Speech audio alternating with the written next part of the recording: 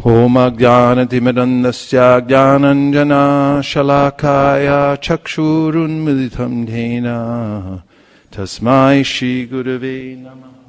All of you, thank you very, very much for coming. So, what's the future of the book? The future is that books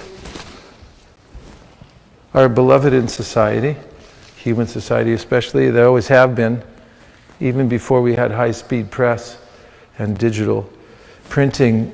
People were writing things down on all kinds of medium, like shells, cloth, walls. Humans like to read. As Navina Nirada Prabhu once pointed out to me, if you get on any bus or plane, you notice people have their nose buried in some kind of tablet or newspaper magazine because they like to consume information. But actually books are not going away, although studies in the last several years have shown that actually, although digital has increased, books have not decreased. In fact, the popularity is increasing. So don't think that books are going to go away. We also are interested in distributing digital media, but at the same time we have books and they're very usable and popular. The studies keep pouring in, and several devotees who are aware of this send me articles from time to time. And they all say the same thing. None of them say that books are diminishing. They all say that they're increasing. So, what are books anyway? Books are a delivery system. They're containers. And within these containers called books are idea seeds. And where's the place that we plant them? With human beings. The humans are, what is a human anyway? Could somebody describe to me? What runs the human body? Work with me, people. What runs the human body? The soul, right? Yeah. So what's the soul? What do we call the soul? Jiva. And what category of energy is the jiva in? Marginal. What does that mean, marginal? Yes, that's right. Jiva, tasta or marginal means a jiva can go any direction. It depends on the influence that's coming to the jiva at any given time that determines which way jiva will go. Therefore, I like to say every jiva is open to suggestion. I mean, jivas flip all the time. They say one thing and then 2 weeks later they say something completely different. Why? Because somebody talked to them about it. And they just say, oh yeah, I changed my mind. And also people become what's called radicalized. As people go on websites, they read information about the battle between races, and then they become absorbed in it, and they become more absorbed in it, and then they cross a line and they go nuts. And they're capable of killing people and doing all kinds of stuff because of the influence. This is a fact. There's a book that just came out all about this radicalization. You've probably heard of it. So people have been influenced by various books over time, like The Origin of the Species. And we have The Wealth of Nations, which has defined many of the primary ideas we have about economics in the world. Here's Fidel Castro, who is sitting in jail. And from jail, he wrote his ideas down on paper using lime juice, which is invisible until you put the paper in the sun and then it reconstitutes and you can read it. So his fiancée was visiting him in prison and then would smuggle out these apparently blank pages, reconstitute them, and then she put them together and distributed them. And by the time he got out of prison, there was a revolution waiting to happen.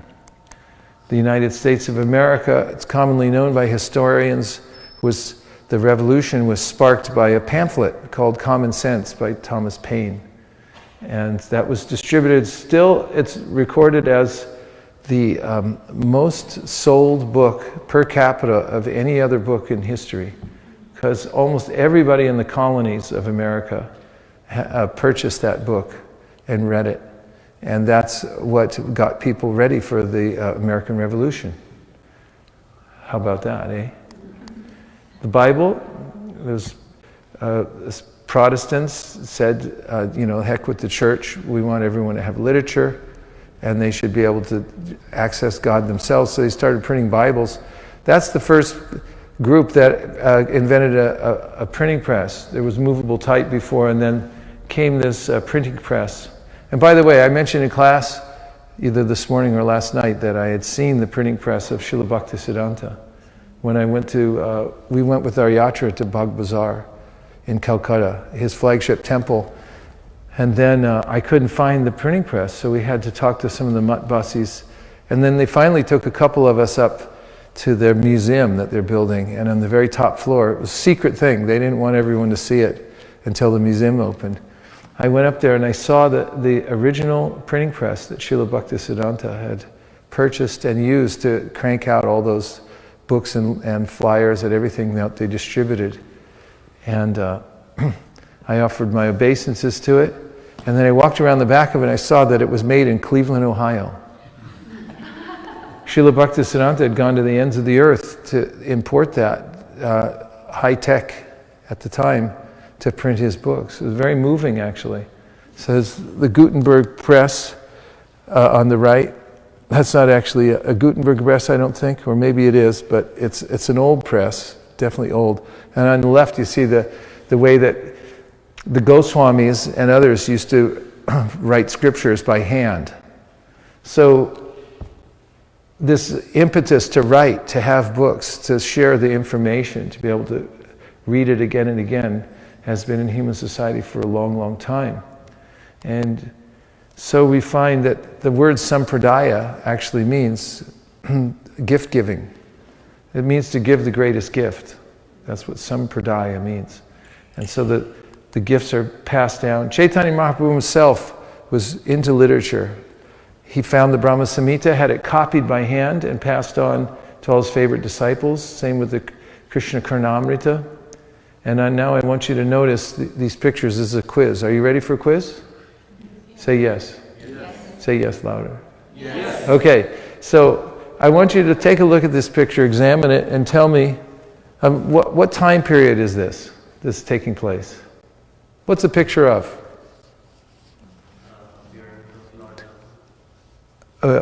What time period would you say it is? Period of Lord Brahma is the whole period of the universe. So which period in the life of Lord Brahma would you say this is? Creation, when did that take place? At the beginning, right? So what looks anachronistic in this picture? Brahma has a book, yeah. Why is that kind of funny at the beginning of creation? There wasn't printing presses. That's why. Because there were printing presses. But Rabindra Sarup Prabhu, who wrote the introduction to my book, Our Family Business, told me that actually our sampradaya is known as the sampradaya of the book. That's why when you see pictures of Lord Brahma at the beginning of creation, you'll see him symbolically holding a book, because our sampradaya is about giving the gift of knowledge. That's what we do. You want more proof? Who's this? And what is Vyasadeva holding? You all have to participate. What is Vyasadeva holding? Yes, a book. But you guys say it loud, because there's space in here, so say a little louder. What's he holding? A book. That's about a 3. We won't try to get to a 5. What's he holding? A book. Okay, good. All right, who is this? What's he holding in his hand? A book. You all agree? Okay, who's this? Oh, he's kneeling before something. What do you suppose it is? Correct. Who is this? He's sitting there under a tree writing something. What do you suppose it is? Correct. Who are these saints? Yes, what are they famous for? Their books. Who's this? Oh, I just noticed this. What's he posing with? Huh? Those are his books. He wrote over 100 books, you know. And who's this? Oh my goodness, I'm noticing so many new things. What's he posing with? Those are his books behind him. And then who's this? Yeah, what's he posing with? very demonstratively posing with his books, isn't he? So we see that actually our sampradaya is the sampradaya of the book. And books are not going away anytime soon. They're here to stay. What to speak of, the quest for knowledge. And there are many books available in human society, but most of them are information that's recycled. And it simply tells about how to manipulate the three modes of material nature to try to get comfortable. But don't try to get comfortable too much here in the material world, because it won't work. Best thing to do is die to live. Die to the false ego and get ready to go back to Godhead. Use this life as a preparation. These books that we're distributing are unusual in that respect, because, as the Bhagavatam announces at the very beginning, this book will not cheat you, and it's not for cheaters. It's not for people who want to enjoy the material world. It's for people who are ready to give it up and go back home, back to Godhead. So it's the most unusual gift that we have to offer people, and it's following directly in the footsteps of all the previous acharyas. And that's where you want to be. Bejare muniyo tagre bhagavantam adhoksajam sattvam vishuram shemaya kalpante yenutaniha. Previously, all the great sages worshiped Lord Vishnu due to his being above the three modes of material nature. And anyone who follows in the footsteps of those sages, that is, tries to emulate what they did, is also eligible for the same result, says the Bhagavatam. So book distribution is 2 words. First one's high, H-I-G-H, and the second word is? So I ask you to repeat these mantras throughout the next hour or so. Book distribution is? Correct. Book distribution is high sadhana. It follows in the footsteps of the Goswamis. And also, what's the other aspect that makes it high sadhana that I mentioned, that Srila Bhaktisiddhanta said? What happens if you get rejected or somebody ignores you when you're distributing a book? What do you get? You get spiritual blood for your spiritual body. Chid rakta for your chid sharira. So in a way, you can welcome this. The fact that there'll be rejection, and the fact that somebody might ignore you. They might pretend you don't even exist. I remember when somebody pretends I don't exist, what I've been doing to Krishna for who knows how long. I've been pretending he doesn't exist either. And then I get to see how it feels. I mean, how do you think Krishna feels if you ignore him? Well, now you'll know for yourself. Because you could go out and present Krishna consciousness, and you'll get a golden opportunity that someone will pretend that you don't exist. Fun, right? Fun for the whole family. Okay. Hare Krishna, Krishna Krishna, Hare Hare, Hare Rama,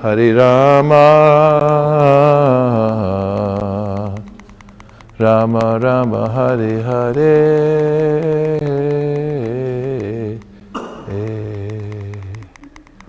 Are you catching all this?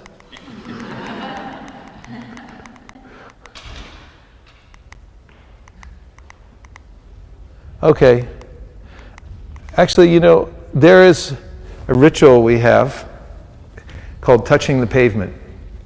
And the MSF really only asks one thing, that you develop enough organizational skills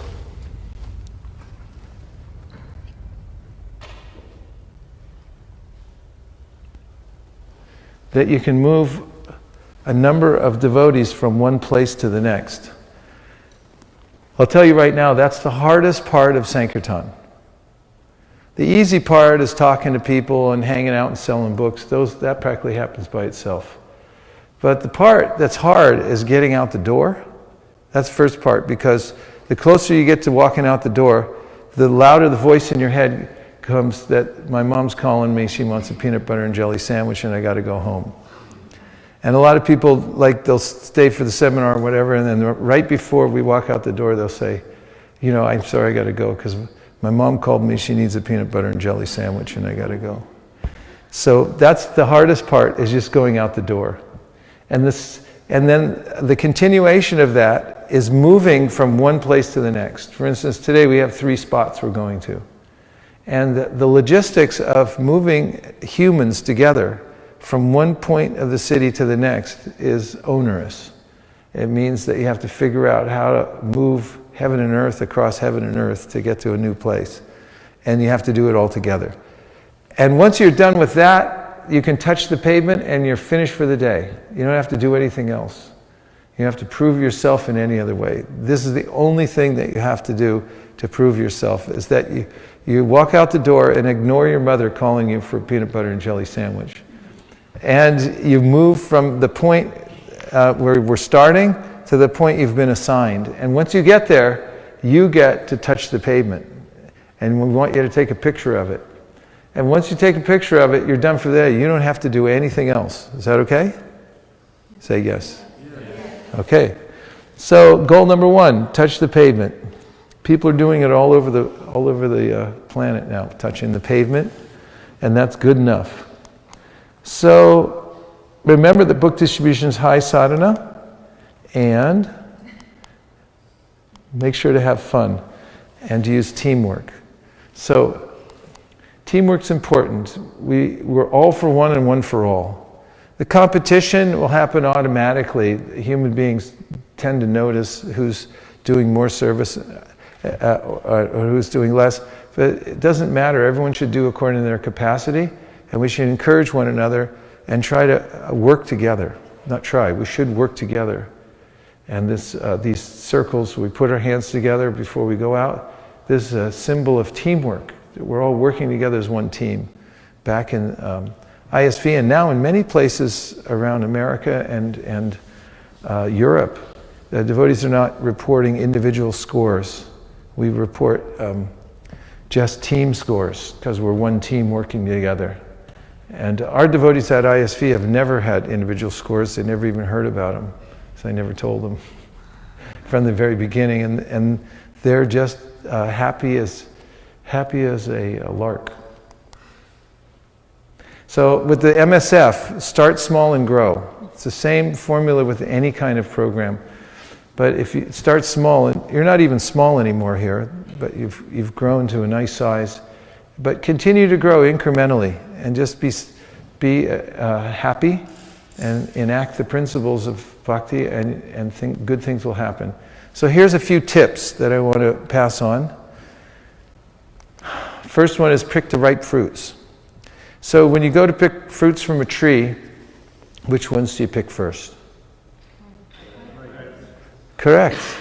So how about if you see an unripe fruit on the vine? Let me give you a scenario. It's an unripe fruit. You grab onto it. You pull as hard as you can. It doesn't come off, so you break the branch off. And then it still won't come off, so you drag it down the street. Is that right? No. Yes? Say no.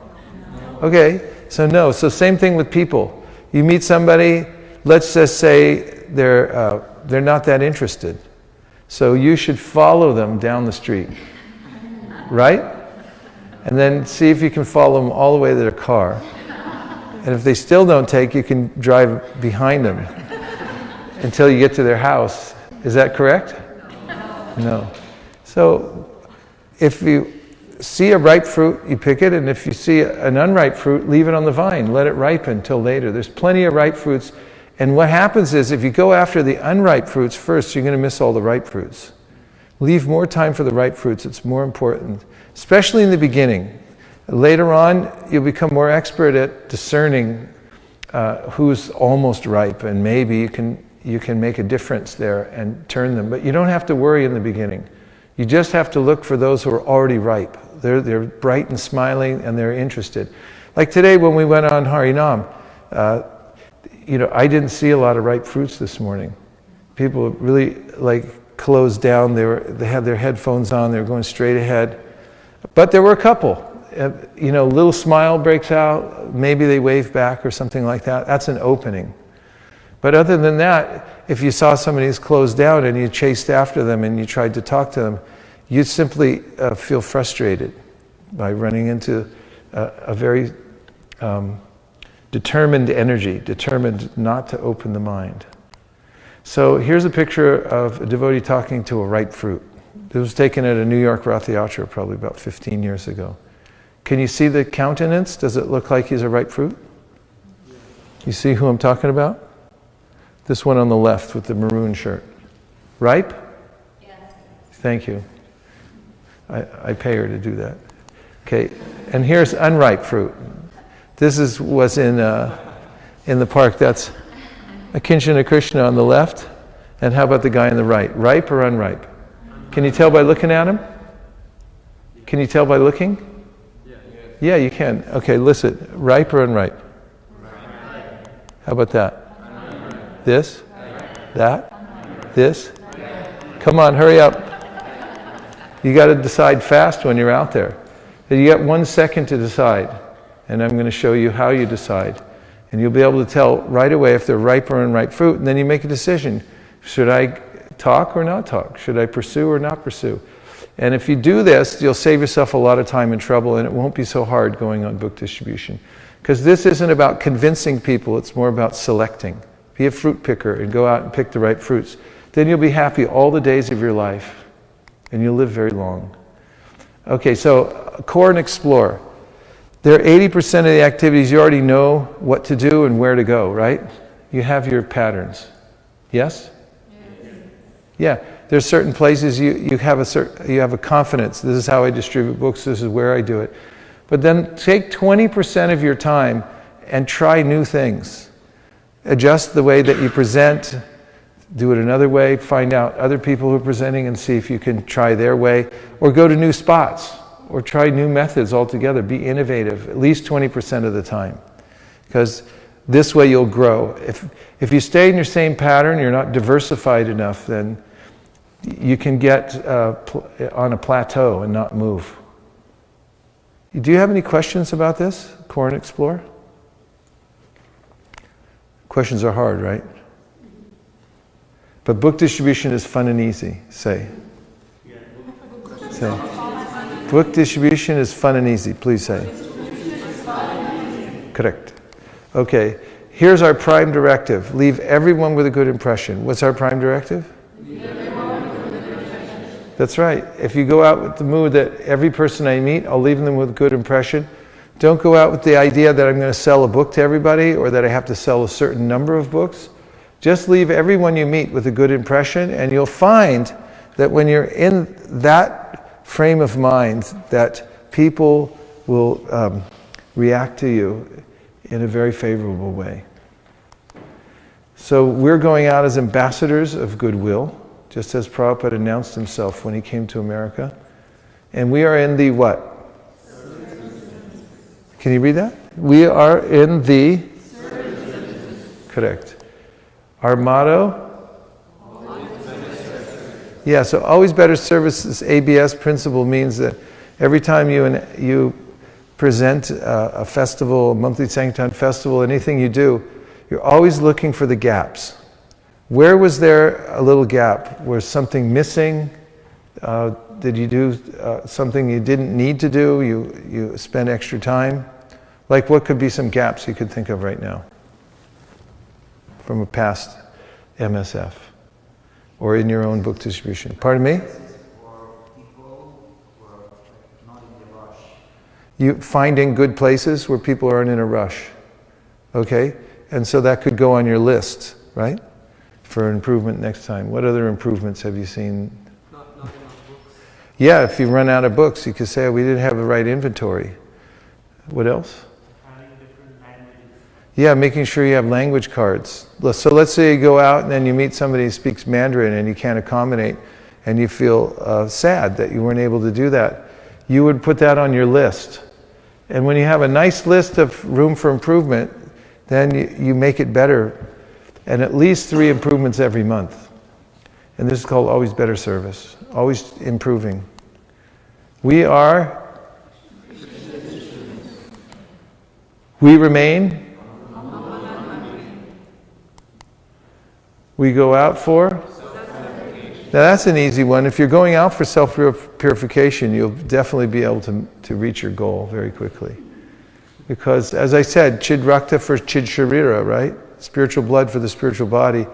And if you go out with the idea that I have to perform, I have to show that I can sell books, I have to show myself, I have to show others, then it'll be a difficult time for you. But if you just think when you walk out the door that I'm going out for self-purification, then you'll be rewarded richly, because there'll be plenty of self-purification when you go out there and encounter the world in its raw form, which means being in public. Anything can happen. We do service for? I save one soul at a time. That's the sign on the airplane, right? Because they say, put the oxygen mask on yourself before your kids. First time I saw that, I thought, what kind of people are these? But then I realized that it was common sense, because fact is, if you're dead, you can't help your kid. Same thing they tell paramedics when they first go to paramedic school. They say, first rule of thumb, a dead paramedic can't save anybody. So make sure you don't walk into a zone where people are still shooting, where there's live electricity, where poison, something like that. They have to go to disaster scenes every day. So do we. So make sure you're fortified, and don't walk into places that will kill you spiritually. Be careful. Otherwise, if you go out in the name of saving others and you don't save yourself, then you haven't achieved very much. Treat people with? Yeah, why should you? According to the Shastra. Give me one Sanskrit verse. Shrunadapi Sinechana. Okay, that's it. But I said, why should you treat people? You were telling me to treat people with respect. I wanted to know why you should treat people with respect.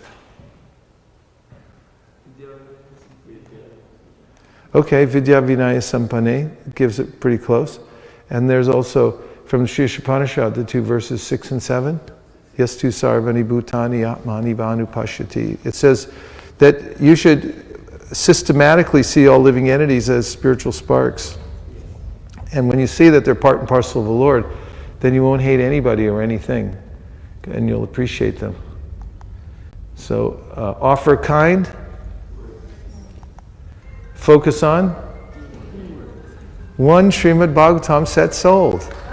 I forgot to tell you, it applies today too. So if your phone goes off, you have to buy one set of Bhagavatams. It's only $250, so don't panic. Okay, preaching means? Correct. Don't be? Yeah, don't be condescending. Express? Practice? Make people? Why? Yeah, so here's a trick, a little tip. Imagine that everyone's wearing a sign around their neck and it says, "Make me feel special." You have that in your mind? Yes? Yes or yes? Yes. Okay, so now turn to somebody and imagine the signs there and try to make them feel special. On your mark, get set, go.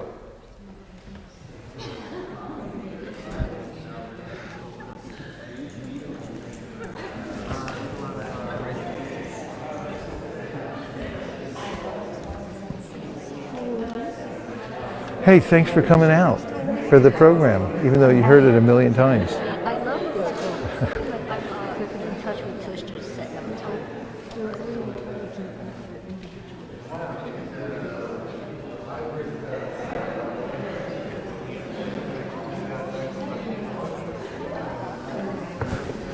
Okay. Stop making people feel so special. Isn't it annoying? Don't you hate it when people make you feel special? No, actually everyone likes it. In fact, there's a lot of inhuman interaction in the world. People really don't make each other feel special. So you're going to stand out immediately, not only outside, I'm talking about in the temple too, in the community. What if you came to a Sunday program and you said, this Sunday program, I'm going to go around and make everybody I meet feel special. What do you think your experience would be at the Sunday program? It would be what? It would be too much nice. Yeah, it would be a whole different experience. And when you go out into the world, see, this is Sankirtan, you're trying to fan the spark.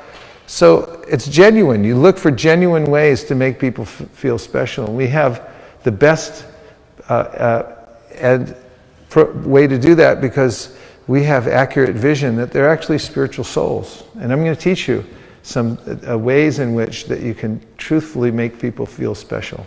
Truthfully, I mean that it's not a mere flattery for a purpose.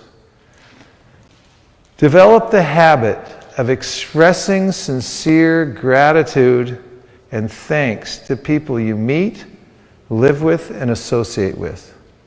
And you take that to heart. Just show gratitude to the people in your life. And make sure you thank people for what they do, because you never know when you're going to see them again. And this is a mood that carries over when you're meeting any living entity. Even animals, we should be thankful. You know, they help us in a lot of ways. Here's a couple of resources. DistributeBooks.com has all the language cards. It has tons of videos that you can go to and learn about various aspects of book distribution. Then there's ISKCON book distribution as well. Resources galore. So, what is book distribution? You got that right. All right. Now,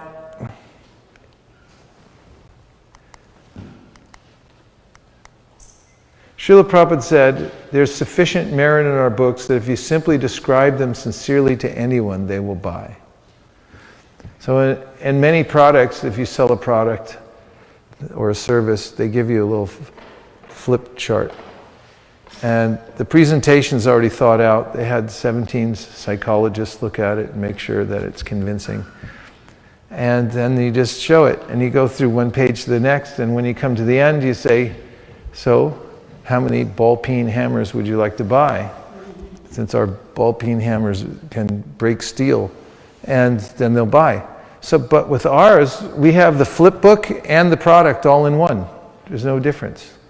The flip book's there, and it is the product. So you just get to sell the flip book at the end. You just have to flip through it. Then you can sell it. Okay, so here are the steps. Please repeat after me. Radar. Qualify. Trust the hand. Give a nutshell presentation. Show and tell. Compliment. Humor. Engage. Now let me say something about engage. Engage means to ask for donations. Sometimes people say, well, can't we just give them out free? And sure, you can do that. But you'll be disappointed, and so will the people. And I don't know, Krishna might even be a little disappointed. And I'll tell you why I'm saying that. It's because in the Gita, Krishna says, don't give this knowledge to people who aren't devoted or austere. Why do you think that is?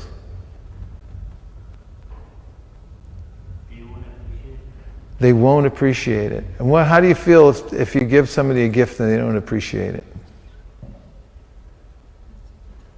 No, I'm serious. How do you feel if you give somebody a gift and they don't appreciate it? What? Disappointed. Thank you. That's the word I was looking for. And if you give people the Gita, which is your most cherished object in life, and they don't appreciate it, or they mistreat it, or they mistreat you, how are you going to feel? Disappointed, yeah. So Krishna says, don't give it to people who aren't devoted or austere. So what are we going to do then? Go to our mom's house, make her a peanut butter and jelly sandwich? No. We help people. We first of all, we're looking for the right fruits. But how would we know if they're devoted or austere and therefore qualified to take the Gita? Yes. They give a donation. So the donation is just a token. So we suggest that they give a donation. It's not for us. We don't need the money. But if they give something in return for spiritual knowledge, it's called dakshina. That way, they get the benefit of being a little austere, devoted, because they gave up something. And now they're qualified to take the book. And Prabhupada said this. That's how he defined the importance of giving donations or asking for them, is because he would say things like, after they give their $10, they'll walk away and they'll say, now let's see what that nonsense rascal sold me. Because he gave $10. If he didn't give something, then he wouldn't even think about it. Now, what if somebody sincerely wants the book, they pay attention to what you're saying, and they're perfectly nice, but they honestly don't have any money, which is 1 out of 1,000,000, but go ahead and tell me anyway. They actually don't have any money. What do you do then? Well, I say they already paid attention. And money's just a token anyway, and if people took their valuable time and attention and they applied it, and they couldn't afford the book, I let them have it anyway. Because they want it, they paid attention, and that's all we're looking for. The money is, for us, it'll come in so fast and furious from this MSF that we won't know what to do with it all. We may have to recruit people that work for Brinks to keep all the money in these big trucks and stuff like that. I know it's happened in all the places where we've developed the MSF. The Lakshmi follows the service. The service is the important thing. The Lakshmi will come automatically. Okay, so now let's look at the radar. So radar means that you're able to get a reading back from somebody else and to be able to tell something about them. And that's important because we want to know who are the ripe fruits, right? Say yes. Yes. So one of the ways to do that, hold up your hand and point it at somebody here in the room. Really do. Hold up your right hand, point it at somebody. Now I'll say the mantra to enact it. Keep your hand up. Say the mantra, and you're going to shoot a beam. It's a radar beam, comes out of your hand. It's going to hit the person. And I want you to notice, once you say the mantra and the beam goes out and hits them, how they react to getting hit by the beam, okay? And I want you to report it back to me. Are you ready? Point your hand. Now say the mantra. Hi. Hi. Did the beam hit? Did you get a reaction? What was it? She what? Smiling? Smiling, happy? That's because you're all ripe fruits. And I'm not kidding. Every one of you in here is you're open, you're in the right mood and everything. But let's say I just walk out on the street and somebody's walking by and I go, hi. What are likely reactions or possible reactions, I should say? What might people do? They might ignore me and they might have a headset in. Most people, 9 out of 10 people have a headset in or they're looking at a phone. And they might just pretend I don't exist. And how does that make me feel? The same way that Krishna feels when I do it to him. That's the answer. So they're a ripe or unripe fruit if they ignore you. But you're supposed to follow them down the street, right? Find where they live, knock on their door, insist that they open it, right? Now you say, no, bad, wrong. Okay, so use your radar to find the ripe fruits. You can shoot it at anybody. And you'll notice this, if you don't want to distribute books and you don't have to, all you have to do is touch the pavement. But if you go out and you shoot a few people today and notice what happens, just watch. Just experiment with your radar and say, you're a living being. You're very powerful. You're so much more powerful than you even know. And you have this power of radiance that shoots out from you. And when you use a mantra and you use your hand like this, you're going to see that it hits people and they're going to respond in various ways. And that's how you know. Because if they go, hi, hi, hi, hi, hi, hi, hi, hi, hi, you're feeling the energy because I'm doing something. I'm a living being, you're living beings, that's why it works. So that's what you're looking for, a conscious interaction, a connection with people. You're looking for interaction, then you look for the connection. No connection, no dice. We just pass on to the next one because it's not a ripe fruit. Just keep looking.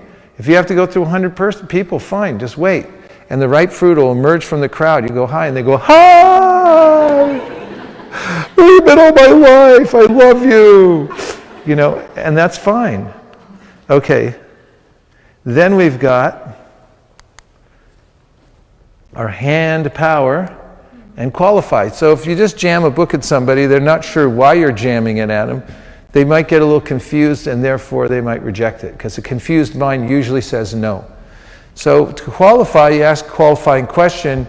A good qualifying question isn't a yes or no question because if you ask them a yes or no question and they say no, then you're finished for the day. Or with that person. So a better qualified question is something like one that I use. I say, I'm from California. Where are you from? By the way, where are you from? I'm from California. Where are you from? New York. New York? I love New York. This is a fantastic city. And where are you from? Ukraine's a beautiful place. I meet so many nice people from Ukraine. So when I tell them where I'm from, and I ask them where they're from. It's not a yes or no question. They tell me, I'm delighted. I'm delighted. And what happens if you're delighted about the place somebody's from? They like it. They feel special. Yeah. So find out where they're from and then appreciate the place. Just something about it. They say, I'm from, Rancho Cucamonga.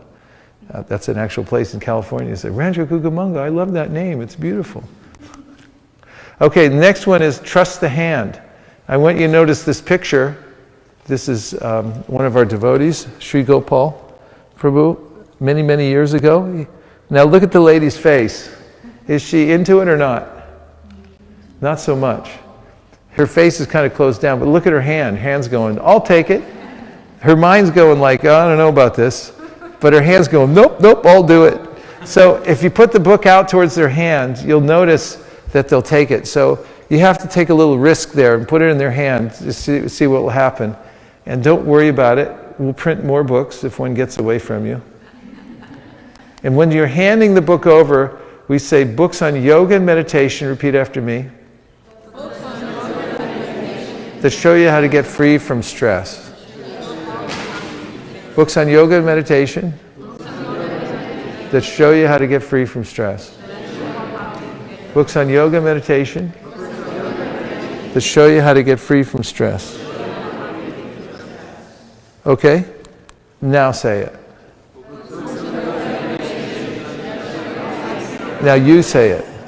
Books on yoga and meditation that show you how to be free from stress. Books on yoga and meditation that show you how to get free from stress. Books on yoga and meditation that show you how to get free from stress. Books on yoga and meditation that show you how to get free from stress.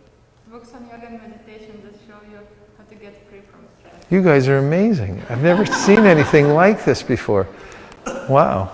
Okay, so this is a mantra that tells them what's in it for them, how to get free from stress. And I'm saying the mantra as I'm handing the book to them. And then I ask them a question. You've heard of stress, right? As soon as they hand, because when you ask a question, it's like a hook, and it actually directs the conversation when you ask questions. So I'm asking Gopal Champa, you've heard of stress, right? Yes. Really? Because you don't look stressed. You look very peaceful. In fact, you look spiritual. So I want you to turn to somebody next to you, and I want you to tell them, you look spiritual. Go ahead. Did you do it? So how did you feel when someone told you that? How did it make you feel? Spiritual.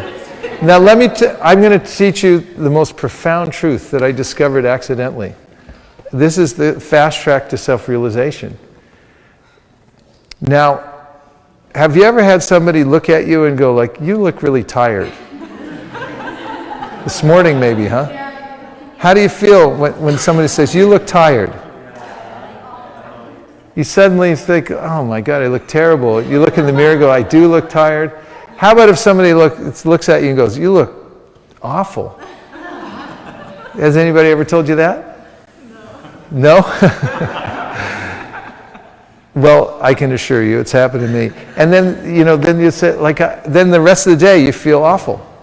So now here's a very interesting truth, and I'm going out on a limb presenting as a truth. When you tell somebody you look spiritual, they suddenly become self-realized.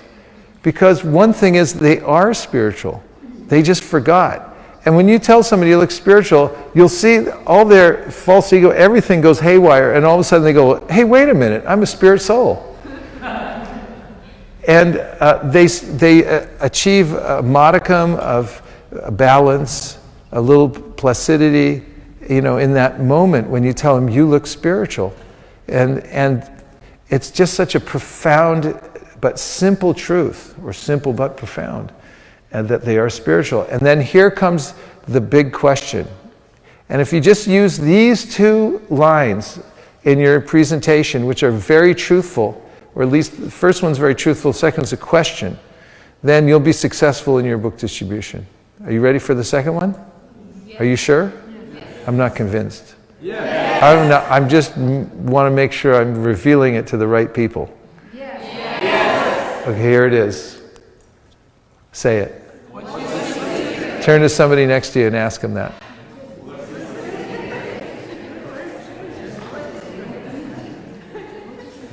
Now, how did you feel when they ask you, what's your secret? How does it make you feel when somebody says, what's your secret? Okay, you look spiritual. What's your secret? How does that make you feel? I'll tell you how this works. When you're out distributing books, one of the reasons that people resist is because they don't want to be taught something by somebody else. They already feel self-contained. Even if they're suffering, even if they don't know anything, they don't want somebody else, another living entity, they're envious of you, to come up and say, listen, I'm going to help you out. And that's what we're basically doing. We're intervening in their life and we're saying, you know, you're messed up. Let's face it. You know, you need this. And so living entities don't like that. That's a fact. But if you change the way you present and you put them on a Vyasasana, you say, you sit on the Vyasasana, I'm your disciple, you look spiritual. You're the spiritual one here, not me. And now I want to know, what's your secret? You teach me. See, you're getting down on your knees and you're saying, you teach me. And that's right where you want to be. That's actually in Shastra. Prabhupada used to give us the Shastra to show that's how you distribute a book. Is you put that person, they become your spiritual master. You recognize that you're spiritual. You look spiritual. Then they feel, And then you ask them, what's your secret? And when you ask what your secret, now you're humble. You're not condescending. You're letting them now condescend to you. And that's where you want to live when you're distributing a book. Whatever they say is right, they're the authority, not you. Who's the authority? Not you. Exactly. So if you stay in that position, you'll be successful. Because that's where people will open their hearts to you. Otherwise, they'll close down. So these two questions, this statement, that you look spiritual and what's your secret, you practice that anywhere you go and you'll see the world will open up to you. So now, after they reveal their secret, and what is their secret? It depends on what mode of nature they're in. If they're in the mode of ignorance, they'll say, I drink a lot. And they will say that too. And if they're in the mode of passion, they'll say, I work a lot. And if they're in the mode of goodness, they'll say, I do yoga. Right down the street here.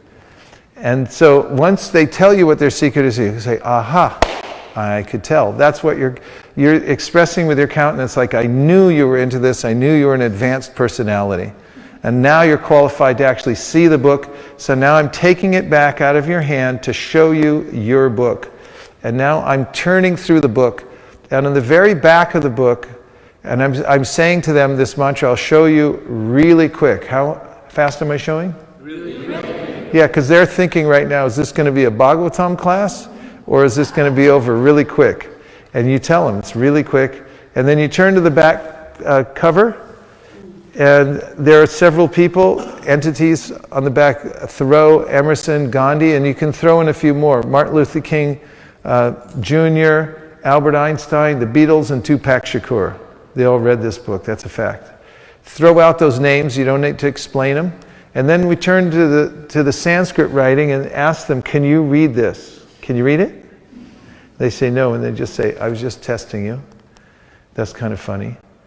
You can laugh. And then we turn to the front by saying, this has been translated over 400 times, and out of all the translations, this is the most popular in the universities.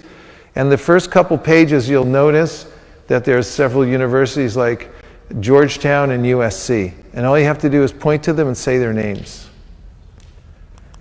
Then the next picture is the changing bodies. So we point to the changing bodies, say, we start here, we end up here, we're just passing through. Everyone say. And then you can ask them a question, where are you in all this? Then ask them a question, you believe in karma, right? You've heard of karma? Have you all heard of karma? Yeah. What does it mean to you? What goes around comes around. Whoa! I really like the way you put things. What a great explanation. Now you ask me. Ask me what karma. What is? You've heard of karma, right? Ask me. Yeah. What does it mean to you? No, ask me. What does it mean karma, right? Yes. What does it mean to you? Well, there's rabbits and there's rainbows and all kinds of weird stuff. Whoa, that's amazing. And now watch this. It's like this. Watch the hand. Whoa, what a great explanation. Okay, so ask me again, and then you go like this.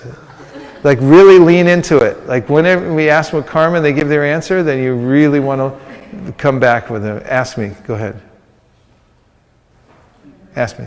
You heard of karma before? You've heard of karma? Yeah, I've heard of karma. What does it mean to you? Well, it's like stuff happens and things. Whoa. That's Whoa. I really like the way you put things. And then you can add, if more people in the world thought like you, say it. It would be a better world to live in. And this is another mantra along with the other two I gave you, that if you can use this at any time, but it's a must-have in any of your presentation. You can pull it out at any time of your presentation, and when people say something, you can answer. If more people in the world thought like you, the world would be a better place to live. Everyone say it.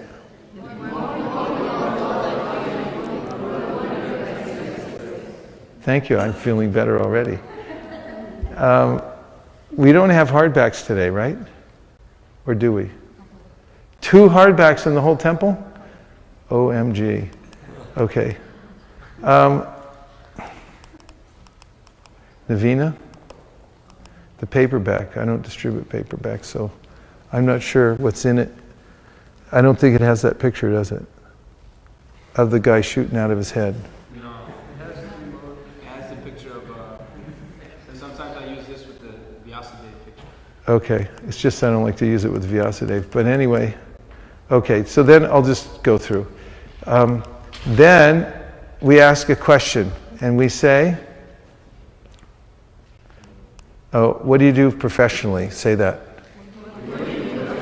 And then they answer, I'm a civil engineer. They say, I'm a Sunday school teacher. I'm a dancer. Then I say, really, this guy used to be a civil engineer. Really, this guy used to be a Sunday school teacher. Really, this guy used to be a dancer. And then they say, ha ha ha, 50% of the time. And the other 50% of the time they say, really? And then I say, no, not really, I'm just kidding. And then they go, ha ha ha. And when they say ha ha ha, that's when you hand the book back. And when I'm handing the book back, I say, we don't sell it like in a bookstore. We just ask for a donation.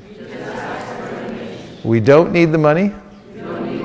The only reason we ask is that it's an ancient tradition.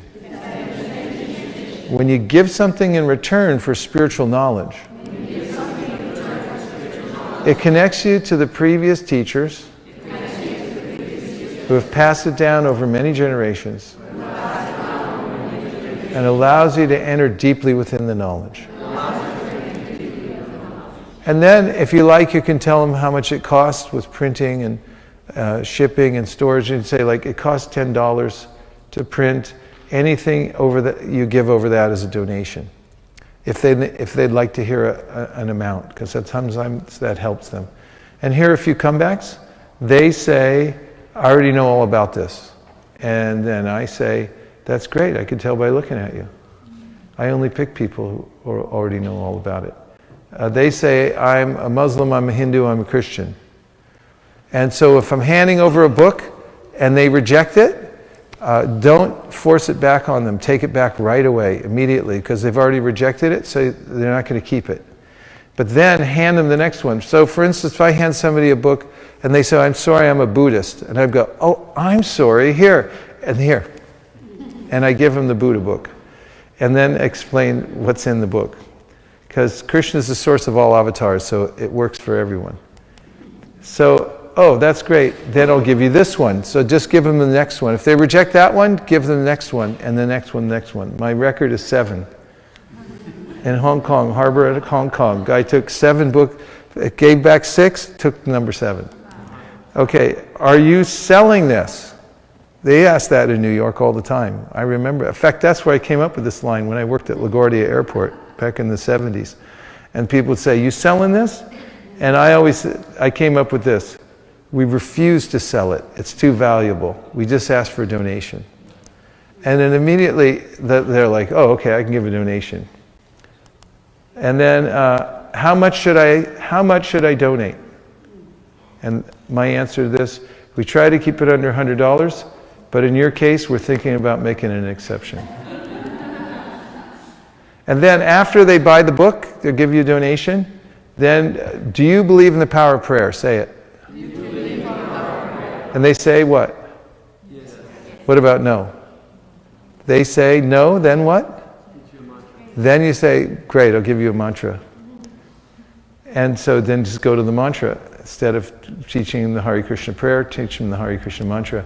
Then we give them the card and we tell them that, okay, this is a beautiful mantra or prayer meant to wake up love for God in your heart, or spiritual knowledge, depends who they are.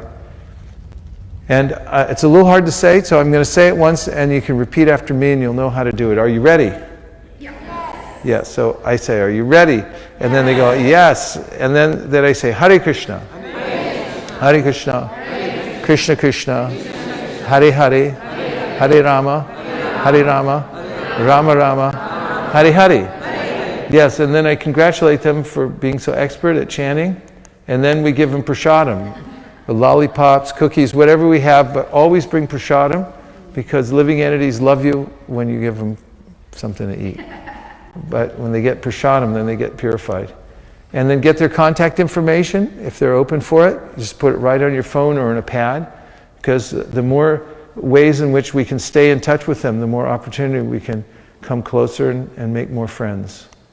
And we take these little scan cards with us. You can make these QR codes and take with you on a piece of styrofoam if all the devotees have them.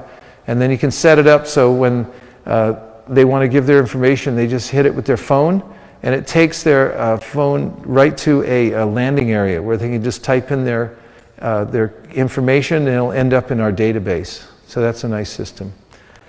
And then thank them for taking their valuable time, because our prime directive is leave everyone with a good impression. What's our prime directive? And if I was going to ask you what our prime directive is, what would you say? Leave everyone with a good impression. What's our prime directive? Our prime directive is to make sure everyone buys a book. True or false? False. Our prime directive is to collect a lot of money. False. Our prime directive is to look good. False. Our prime directive is to become famous. False. Our prime directive is to leave everyone with a good impression. True. Yeah, just do that. Go out and make a good impression on everyone. The books will sell themselves, and everything else in your life will be happy. You'll make more money. Your kids will be smarter. Everything will go better. Okay, so leave everyone with a good impression, and make sure you touch the pavement, because that's our objective for today. We're not going out to sell anything. We're not going out to prove ourselves to anybody. All we want to do is one thing, and what's that? Yeah, and if you can walk out the door without getting pulled back in by your mom, then you're going to be okay. All right, so now what we're going to do is we're going to make 2 lines, and like along that side, and you'll face each other. And on one side, there's going to be 2 lines, and one side, and each person is facing a partner. And on one side of the line, everyone's got a Bhagavad Gita in his or her hand. On the other side, everyone's got an empty hand. And so the record for getting set up is 28 seconds. It happened in Baltimore with as many people as you have here.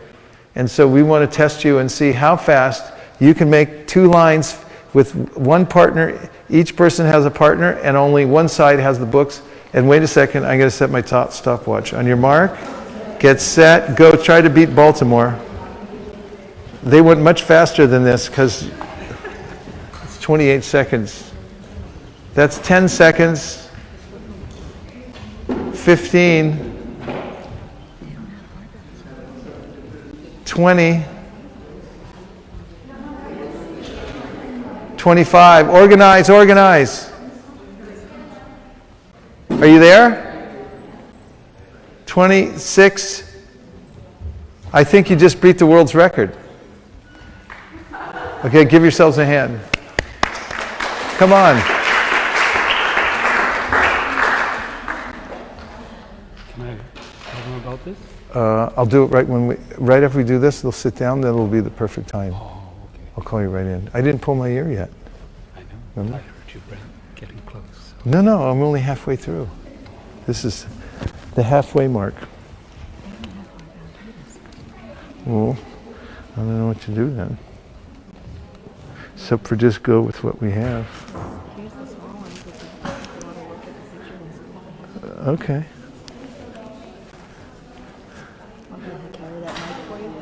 No, I got it. I'll put that back there. Oh, I know. No, thanks. But in my bag, I think I have some How to Sell a Gita on its own merit.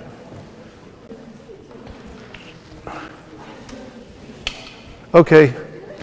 Can I borrow a book, please? Does everyone have one in their hand? Oh, you weren't ready, were you?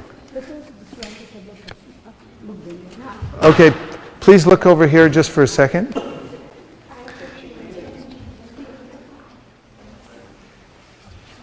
Okay, now you see how I'm standing? See how I'm standing? This is wrong and bad. This means I'm telegraphing to people halfway down the street that I'm about to try to kill them with this book. So don't keep the book in your hand. If you walk around like this, people are going to notice you from about 2 miles away and cross the street before they get to you. So you either keep the book in your bag or under your arm like this, but out of your hands. So you're like, you can show your hands. I'm not going to hurt you. And if you're looking for the right fruits, it helps too if you stand back a little like this. See how I'm leaning back? It's cool as a cucumber in an icebox. You want to stay back a little bit and don't get all hyper, like, excuse me. Or even worse, excuse me. You just stay back and high. And if you see a ripe fruit, then the next thing is to qualify, right? And a qualifying question is not a yes or no question. I announce where I'm from. I'm from Brooklyn. Where are you from? New Jersey. I love New Jersey. Garden State. Okay, good to see you. And another little trick is a fist bump is very non-committal. And very, very few germs or bacteria. It's just like this. Boom, that's it. And it's a human interaction that's widely accepted, especially here in New York. And anybody can do it. It's innocuous socially. And it actually helps you make a connection. In fact, sometimes people across the street, I'll see them across on the other side and I'll go like, hey, like this. And they'll like go through traffic, to get over and like, all right, we got it, because the soul wants to connect. And so you'll see with the right fruits, just give them a little love, a little fist bump after they tell you where you're from. I'm from California. Where are you from?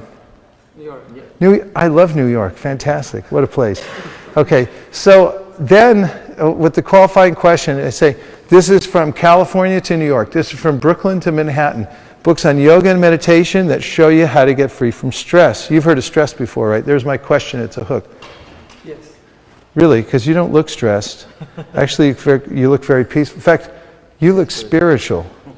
What's your secret? I just meditate. Shh. I could tell. Here, I'll show you really quick. Come a little closer. Thoreau, Emerson. Yeah, I can hold them. Okay. Thoreau, Emerson, Gandhi, Dr. Martin Luther King Jr., Albert Einstein, the Beatles. They all read this book. I'm not asking his opinion about any of those things. I'm just stating a fact. I'm just throwing the names out there, right? And then I'm showing them the inside, and I say, look, can you read this? I'm pointing to the Sanskrit. No. So I was just testing you. They're all translated in English, but it's been translated over 400 times. Out of all the different versions, this has become the most popular academically. Look at USC, Georgetown. You've heard of them? Mm-hmm. Yeah. And here it is in a nutshell. Look at, we all start here, We end up here, we're just passing through. Life's like a quick journey. Where are you in all this? Maybe this guy. Right There, I'm over here. I was here 5 minutes ago. And you've heard of karma before, right? Yes. And what does it mean to you? What goes around comes around. Whoa. I really like the way you put things. If more people in the world thought like you, it'd be a better world to live in. What do you do professionally? I work with computers. Really? This guy used to work with computers. We don't sell it like in a bookstore. We only ask for a donation. We don't need the money, but it's an ancient tradition. When you give something in return for spiritual knowledge, it connects you to the previous teachers who have passed it down over many generations, and it allows you to enter deeply within the knowledge. They cost us about $10 to print. Anything you give over that is a donation. Give. 10's okay. Thank you very much. Do you believe in the power of prayer? Yes. Here, I'm going to teach you this prayer. It's meant to wake up love for God in your heart. Are you ready? Mm-hmm. Hare Krishna. Hare Krishna. Hare Krishna. Hare Krishna. Krishna Krishna. Krishna Krishna. Hare Hare. Hare Hare. Hare Rama. Hare Rama. Hare Rama. Hare Rama. Rama Rama. Rama Rama. Hare Hare. Hare Hare. You are a natural. And now here's some prasadam. Let the record show I'm handing him a lollipop. And I want to thank you for taking your valuable time. If there are more people like you in the world, it'd be a better place to live. Thank you very much. And if a person's very favorable at this point, you can say, we have regular classes on meditation, yoga in the area. Would you like to be on our mailing list? Sure. Okay. And then I'd hand him the device and take his information. And then thank him again before we leave. Okay? Right. Now, there's a few cards here. Thanks, Nir. These cards are at a glance. It says how to sell a Gita on its own merit. So everything I just said or presented is actually on the back of this card. And so on the one side, you all have a Gita in your hand. So on that side, everyone have a Gita. On this side, everyone hold one of these cards. And now your objective in this exercise is to get a repetition in. One rep going this way, and then you'll stop. We'll discuss, and then you'll go the other way. So the person holding the card, you help them, coach them.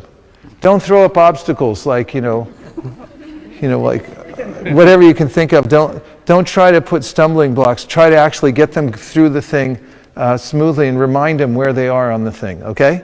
And then we'll stop and go the other way. Has everyone got it? Yes. Okay. So let's pass these out. You can pass them down that way and pass them down this way.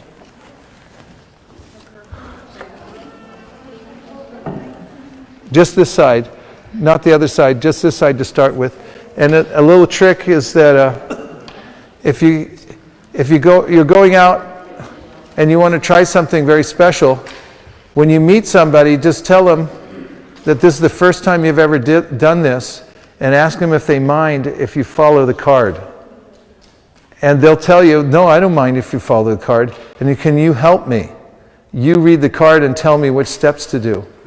And they'll follow it all the way through, including the part about the donation. When you said the donation, they say, okay, go ahead. They'll because people like to help, and they want to walk you through it. Okay, is everyone ready? Okay, so coaches, you're on one side. Distributors, you're on the other, right? Get the book out of your hand. Stand like cool as a cucumber in an icebox. Hang back. And you're going for the right fruits, so you don't have to chase anybody. You just put up your radar, and you hit them with the radar and see if they're ripe or not.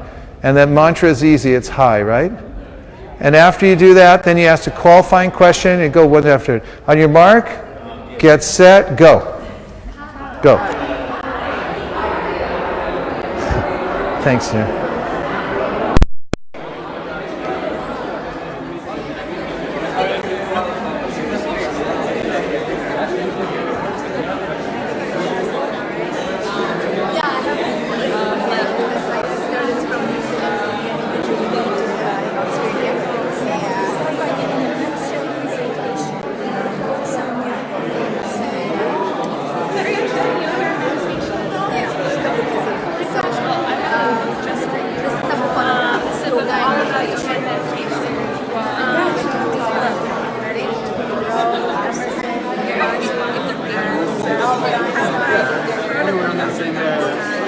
Goes back pretty quick. And then you've heard of karma before, right? Yes. What does it mean to you? I've heard of it. Different universities, Georgetown, USC.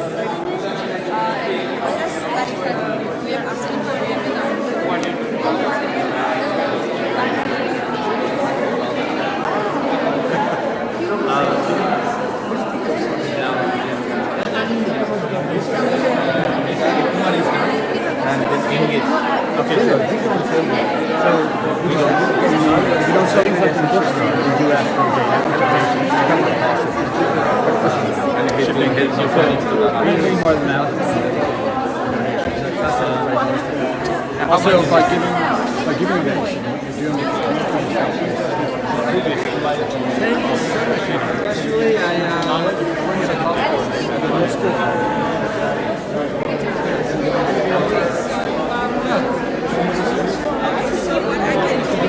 Here's a Dada you can put in your name and your telephone number so that they can get contact with you and we can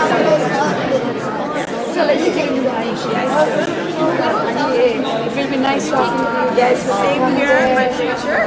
Thank you very much. And thank you. And also here you go. This is a mantra which I want to teach you. It's a Hare Krishna.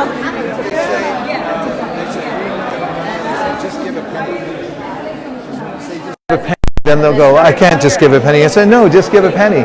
And then oftentimes what they'll do is, well, here's $5. Because that's where it comes in that they actually don't want to give too little, and they don't want to give a lot either. So they're stuck in this place. So if you say, give a penny, no, really give a penny, then once they open their themselves up to that, then they'll give something. And even if they just give, a lot of times, oh, I have all this change or something like that. That's fine. And then would it also be appropriate to go into the reason why we ask for a donation because of the exchange? That's in the line. Okay. We can So say it covered with the printing cost or something. No, I'm telling them right here. It's in the donation line. Remember, I say we don't sell it like in a bookstore. We only ask for a donation. We don't need the money. No, just kidding. The only reason we ask is because when you give something in return for spiritual knowledge, it connects you to the previous teachers who have passed it down. See, it's not for us. It's not to cover the printing costs. It's not for anything. It's just for them. It's a spiritual exchange. I say it closes. Yes, a spiritual exchange. I tell them what's right there. That's the exact thing I tell them. We don't sell it like in a bookstore. We only ask for a donation. We don't need the money. The only reason we ask is when you give something in turn for spiritual knowledge. It's an ancient tradition. It connects you to the teachers. And I tell them sometimes it's like a penance. You do the penance, then you can understand the book. So I'm very straightforward about that. And they like that because it's more, it takes it off the tit for tat level. It's more like it's about their own purification and involvement in the book, right? I just told them it covers the cost of printing. Yeah. Well, you can do that, but that's still on the level of tit for tat. Yeah, I understand that. And all these lines, is it Divyangi? I thought it was coming from her. And then when I came here, I realized it was all from you. She was just following your instructions. Yeah, well, it's all coming down from Krishna anyway. Yeah. I'm just, we're all just collecting. I was nervous about doing this, so Yeah. this is the first time I came because I heard you were going to be doing Good for you. And this really takes the edge off. Yeah. It does. Teamwork, camaraderie, Yeah. being there for each other. Yes. I think I'll be okay. Yeah, me too. I think I'll be okay too. I'm doing it for me. I'm not, it's like this is what I can handle in my life. And, you know, it's where I'm at. And so I'm just representing that. And you know, every time I go out, it's like, you know, I have to have just, it's okay just to touch the pavement. It's okay, because the mind is always there. Yeah. And it really does work in a team environment. I'm glad you're here. Thanks for telling me that.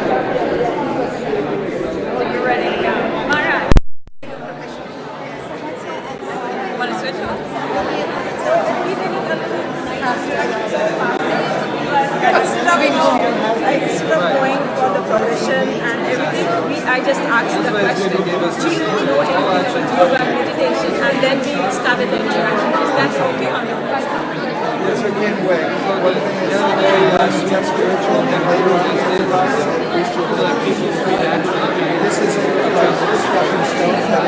Like first learn the tune and then they start improvising. Depends on it. Yeah. But are we going to get this one so that we know the steps?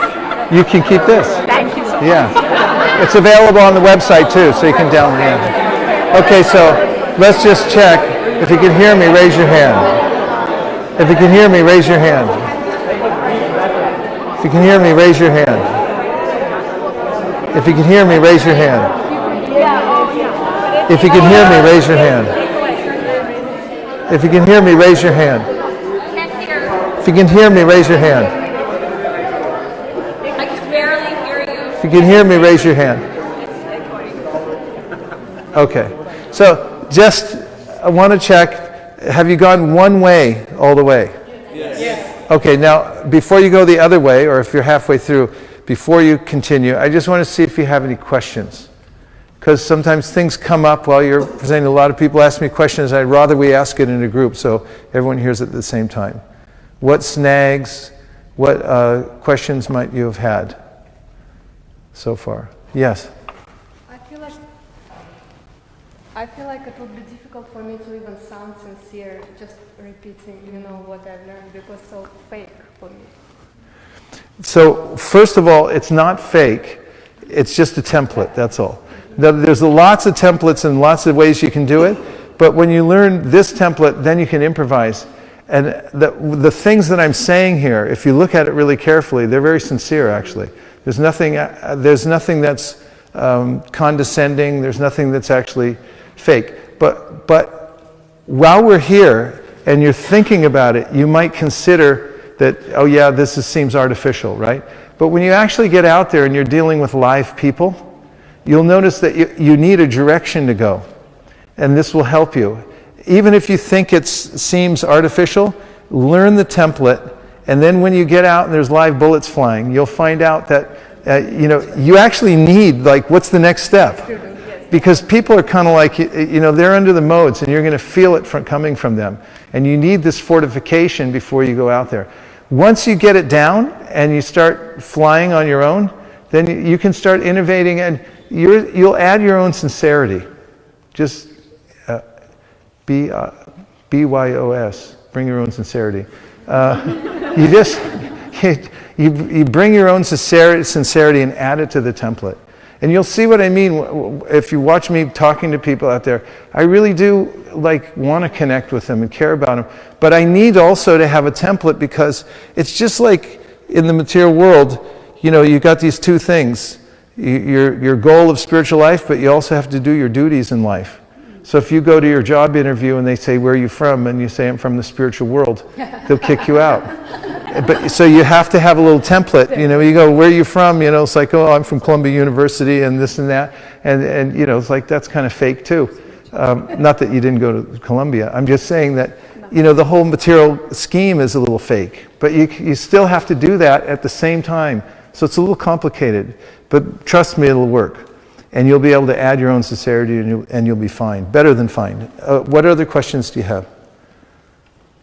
Okay, pretty good then. So, yes? What if somebody rejects that I'm only like... What if somebody rejects? Well, let's ask the group. What happened? Unripe fruit? So if somebody rejects you out of hand, then you're not obligated. And first of all, you get a big benefit, which is you get chid rakta for your chid sharira. You should hope that people reject you. This is very healthy, actually. We don't get enough rejection in our life, And we go around trying to, I do. We go around trying to avoid it all the time and insulate ourselves. Open yourself up and see what it feels like, deep down inside, to get a little spiritual blood. And what is it that's resisting the rejection? What are we worried about that we're being rejected? And I'll teach you another trick right now. If you're worried about rejection, raise your hand. Be honest, raise your hand. Okay, so now I'll teach you how to stop that immediately if you want the fast track. You want to know? Yes. Okay, just put your hand behind your head. There's a little switch back there.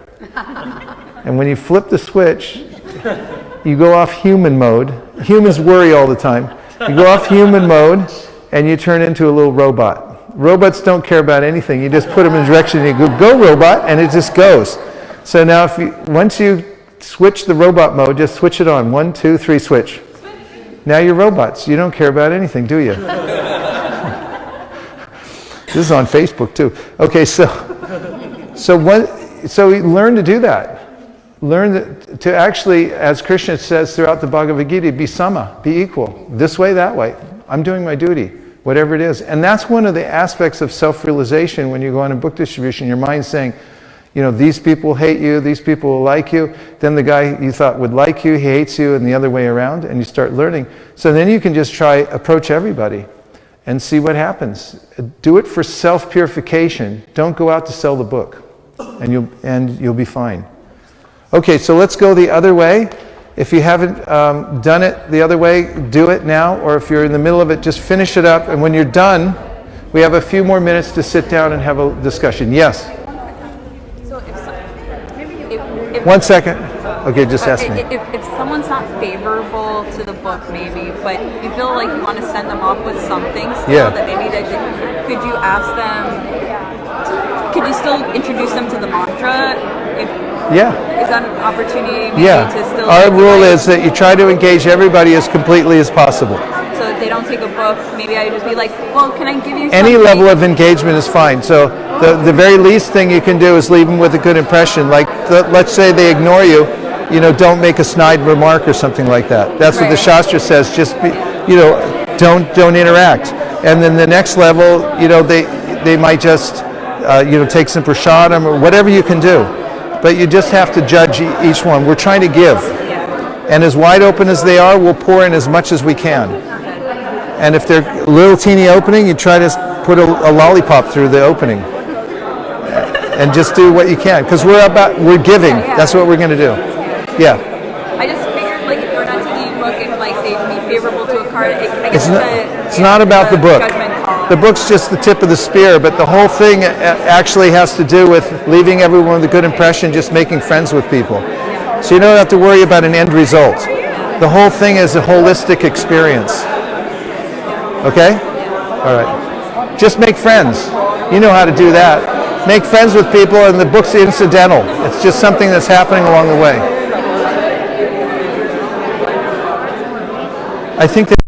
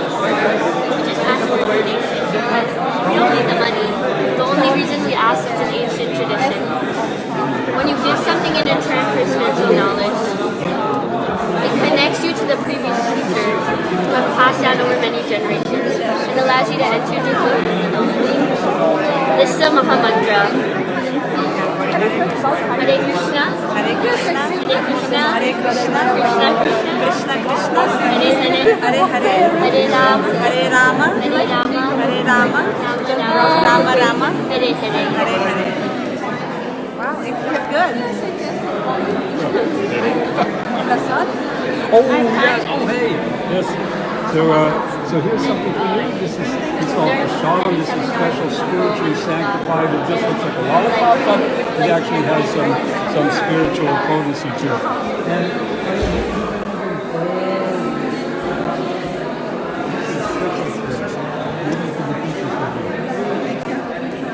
Hare Krishna. Hare Krishna.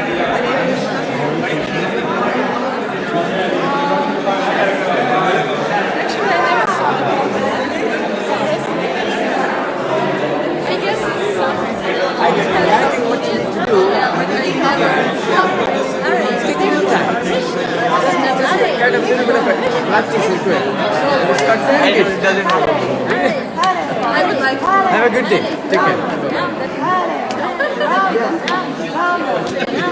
We have the same. That does happen. There are people. Many people actually talk Bhagavad Gita. Bhagavad Gita is about fighting. A lot of people. You have to like still push into me. You have to try to guide something.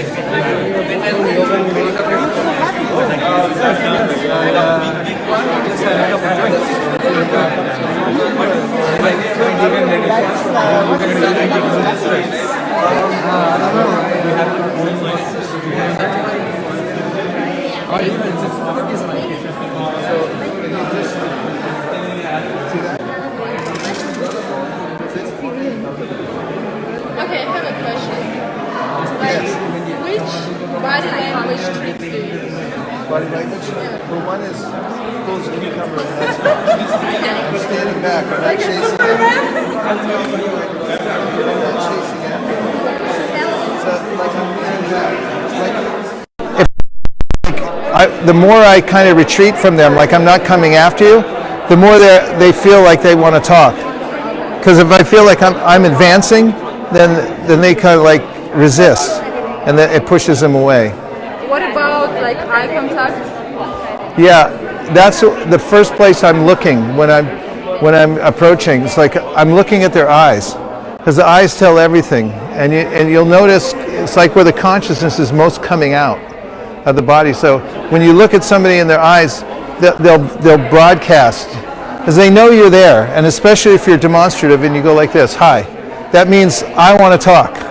And then they look at from their eyes, you can tell, do they want to talk or not? And you'll know immediately, because the look in the eye and the mouth, they'll go like, and so if their eyes just stay fixed away from you, that means I'm not in Japan, they'll go like this. Or their eyes will have tip their umbrella so they, blocks their eyes. But if their eyes are, if they keep open, it means open for business.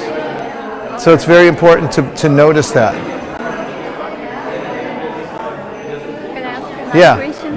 So what to do when you notice that you become nervous explaining things, or you're lost in your story, like you're trying to tell something, especially for not native speakers as I am. So sometimes you just cannot find the right word in English to explain, and I become nervous sometimes. Oh yeah, this is a good question. What shall I Well, let me do? first tell you a secret.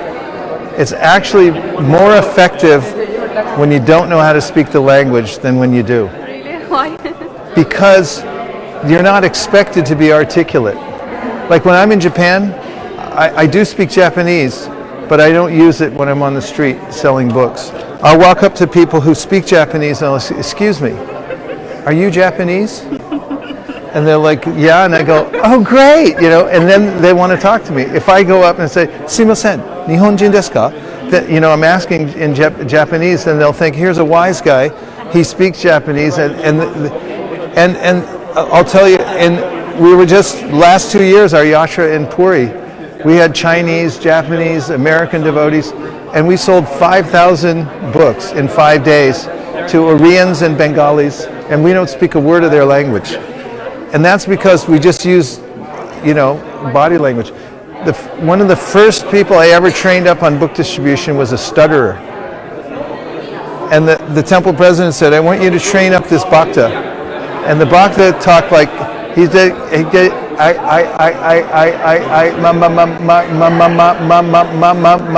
my name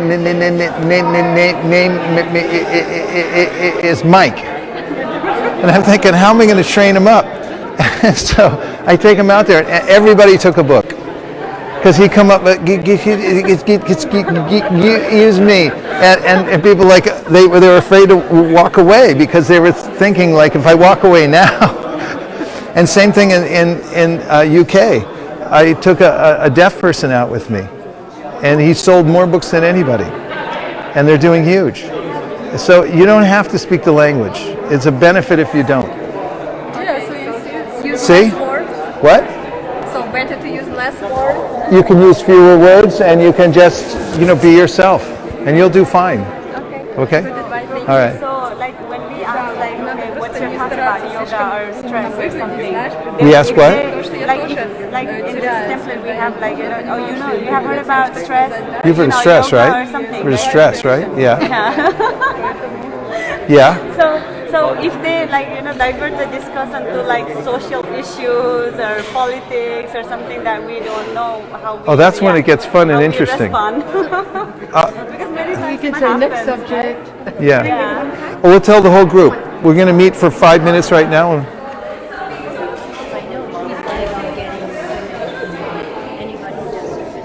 Okay. You ready? Everybody come sit back down. We'll take 5 more minutes.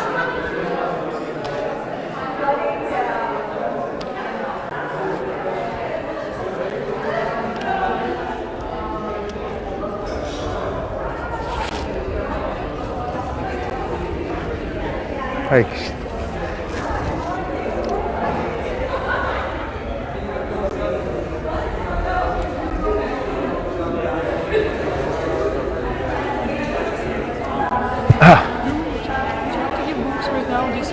What? Maybe we can give books right now. Our family business represent when we can do it. Books to who? To people who sponsor books. Yeah. Do it right now? Sure. Okay. It's on trip. Hare Krishna, Hare Krishna, Krishna Krishna, Hare Hare, Hare Rama, Hare Rama, Rama Rama, Hare Hare,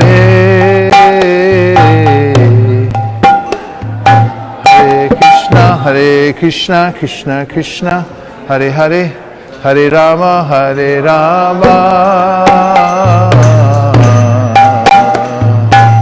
Rama Rama, Hare Hare,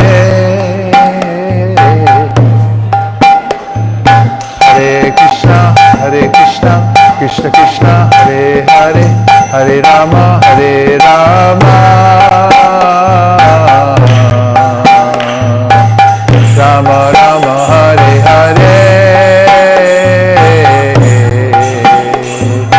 Hare Krishna, Hare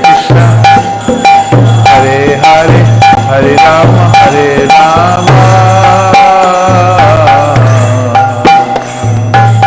Rama Rama, Hare Hare,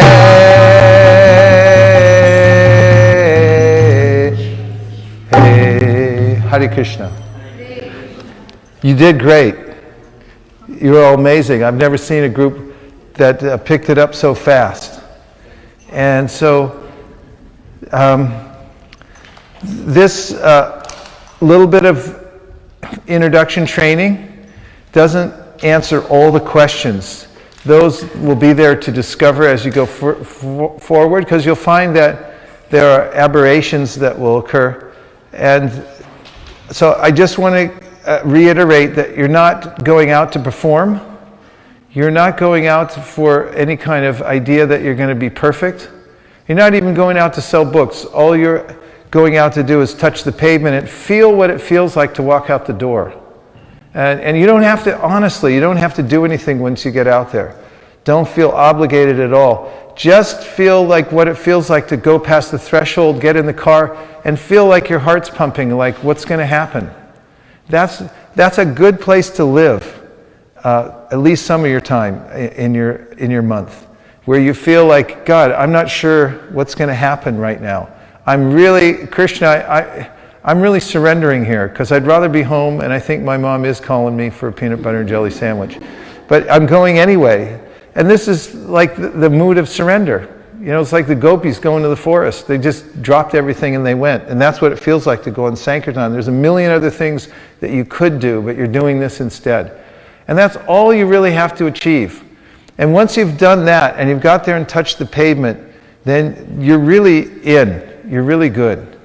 And then if from some corner you see somebody you can watch, and you kind of pick up on like, oh, they're doing it, I'm going to watch them. And then if you feel like jumping in at any point and doing something extra beyond just touching the pavement, then that's fine too, but you don't have to. Just feel what it's like. The rest will happen naturally. Just let it happen naturally. Don't force yourself. Don't feel like antagonized or intimidate or anything like that, okay? And then, as you go forward and you practice these things, watching people for a while, getting some confidence, then something will happen that will, get you started. Krishna will have somebody come up to you, or you'll see, or you'll just be naturally, hey, I got to talk to this person. And it'll happen by itself. So you don't have to push it too hard. And then you'll find that there's a lot of combinations and permutations of things that can happen and incidents that come up. And then you'll start learning like how to fill those gaps in, just like you do in cooking or you do in kirtan or any other place. Like, what do I do when this happens? What do I do when that happens? And so it's good when things happen to you, because then you learn, this is what I do about it when it happens.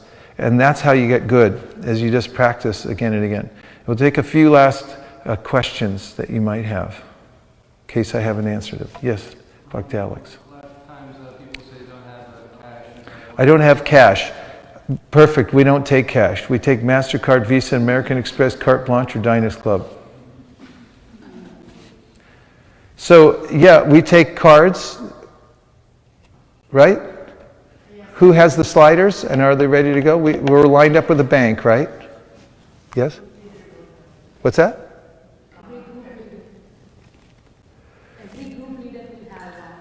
Okay.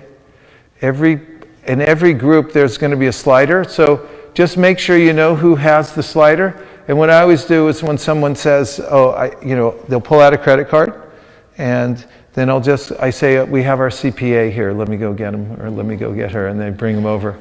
And if we have a table out there, and I want them to come to the table, I said, here, let me bring you to the office. Come in, step into the office right here, and we have our CPA right here. And then you bring the CPA over to the office, and they feel more at home that way. Any other questions? Yes? What if someone asks specifically where the money is going? What if somebody asks where the money specifically is going? Yeah. Well, we put it back into the books for printing books, and also for projects to help spread spiritual knowledge around the world. Just be very straightforward and tell if it's for spiritual things, because that's all it gets spent for anyway.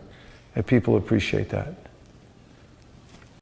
Why it happened once that in Divyangi approached one book distributor and said, Bob, you look spiritual. And then another book distributor approached that same person and said, Bob, you look spiritual. And he said, yeah, I got that already from that book distributor. And how many times did that happen? Only once. Out of how many times that you've approached somebody? Okay, so aberrations may happen, but if it doesn't reach the threshold of like 1 out of 10, or even 1 out of 20 at the most, if it starts going up like past 1 out of 20, 1 out of 50, 1 out of 100, don't worry about it. I mean, stuff happens. You're going to be interacting, and you can't make everything work. But if it's so infrequent, it's not really a problem. If it's something that's happening all the time and it's like really bothering you and it's affecting things, then it's a problem. There are worse things to call people than you look spiritual.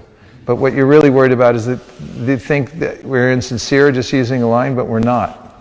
This actually is our philosophy. And if they want to look more deeply within it, we're supposed to say that, and we're supposed to think that. Anupashyati means that we're supposed to follow in the footsteps of the Shastra and see everybody as spiritual. So just be sincere and explain yourself. We have nothing to hide because what we're doing is unassailable from a spiritual point of view. Anything else? Yes?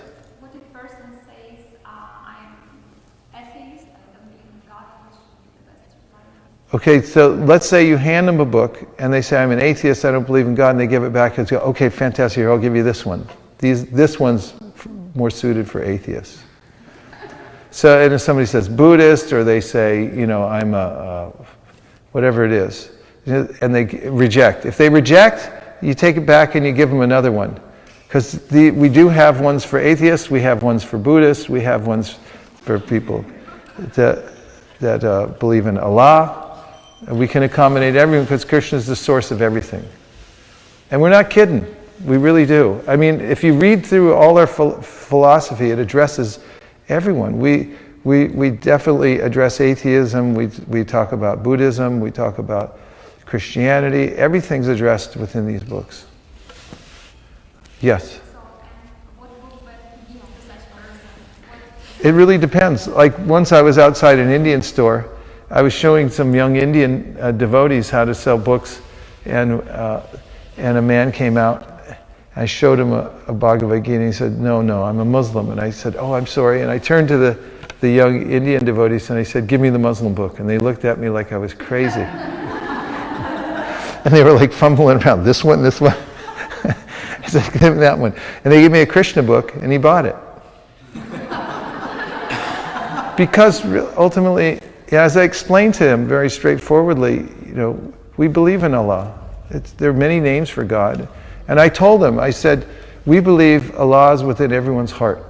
And nowadays people don't see Him or hear Him because they're externally focused and they're looking around the world for Allah. When I repackage, they're rejecting out of hand because they just have some stereotype. But actually once I refocus it and rephrase it so they can understand it, then they appreciate, okay, this is something.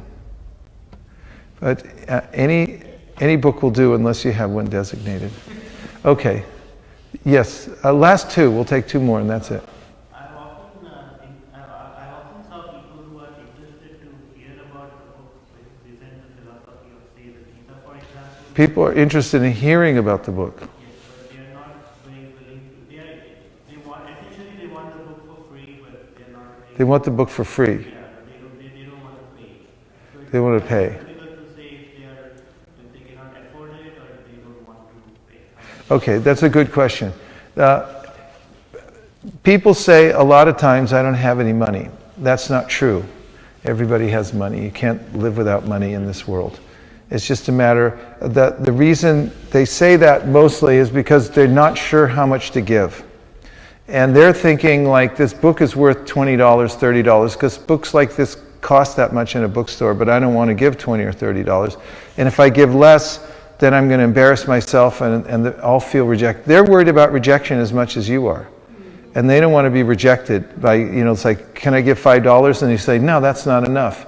So what we do is we take away their basis for fear. So if they say, I don't have any money, then they say, that's okay, then just give a penny. So I don't have any money, that's okay, just give a penny. Say it again. That's okay. Just give a penny. And do they give a penny? I'll tell you, it's in my book. There's a whole chapter on it called The Penny Principle. It explains what happens when you ask for just a penny. And the penny principle was born one day when one of our bhaktas was going door to door, and he used this. And the person said, no, I don't want to give anything for it. He said, just give a penny. And he said, penny? I'll give a penny. So he went in his apartment, he was looking for a penny, which is not so easy to find. And his wife came out and said, what are you doing? He said, I'm looking for a penny. And he said, why? He said, this guy, he gave me this book, he asked for a donation, I'm giving him a penny. And she said, let me see the book. She starts looking and she says, you're not giving him a penny for this. And she marched him out there and made him give $50. And he came running down the hall to tell us what had happened. And from then on, we call it the penny principle. Because Prabhupada tells a story about the brahmacharis going door to door begging alms, and then he comes to the householder's house. And when he knocks on the door, they're having a fight inside, so they're in a bad mood. So the husband says to the wife, give him some ashes and tell him to get out of here. So she takes some ashes very spitefully from the stove and throws it in his begging bowl and says, now get out of here. So he takes it back to the temple. And he gives it to the pujari, he says, use these ashes very carefully to polish the deities and to polish all the brass and everything like that. And then 2 months later, he's out going around the neighborhood again, and he comes to the same place. And the householders come out and they offer dandavats. And they say, we're so sorry. And they become devotees. And Prabhupada says, from one pinch of ashes, and back home, back to Godhead. So if someone wants to give a penny, we take that too. That's okay. We're really only asking for the donation to help them give, because it opens their heart when we give them an opportunity. The way I like to put it is, don't deprive them of the opportunity to give something. And if at least they sincerely give their attention, they can give that. But if they're insincere and they're not interested, if you give it, then it's kind of a travesty. And they generally won't mind giving the book back. But if there's ever a question of who gets to keep the book, let them defer to them. Customer's always right. Always let it go. If there's some kind of misunderstanding, let them be the right one. Pretend you're at the what's that fancy hotel? There's, okay, Four Seasons. Yeah, the customer's always right. And just superior customer service. Because ultimately, our prime directive is? Yeah, we'll make up the cost of the books. You don't worry about that so much. The money's going to come pouring in. You'll need Brinks trucks pulling up in the front here to carry it all away. And all you have to do is be a giver.